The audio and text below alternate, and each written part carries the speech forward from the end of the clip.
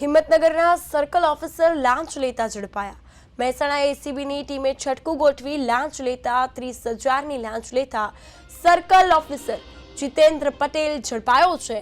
Trap દરમિયાન circle ઓફિસરે 50,000 રૂપિયા માંગ્યા હતા। એસીબીની ટીમે કલેક્ટર કચેરીના ભવનમાં ટ્રેપ ગોઠવી હતી। આપને જણાવી દઈએ કે 30,000ની લાંચ લેતા સર્કલ ઓફિસર ઝડપાયો। ટ્રેપ દરમિયાન સર્કલ ઓફિસરે 50,000 રૂપિયા માંગ્યા હતા। એસીબીની ટીમે કલેક્ટર કચેરીના ભવનમાં ટ્રેપ ગોઠવી ત્યારે આ સમગ્ર મામલો સામે આવ્યો। હિંમતનગરના સર્કલ ઓફિસર જીતેન્દ્ર પટેલ લાંચ લેતા ઝડપાયો છે।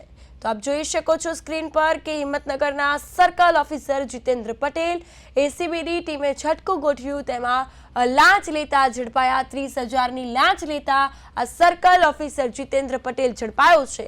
હિંમતનગરના સર્કલ ઓફિસર લાંચ લેતો ઝડપાયો। 50,000ની લાંચ માંગી હતી, 30,000ની લાંચ લીધી તે સર્કલ ઓફિસર લાંચ લેતા ઝડપાયો છે।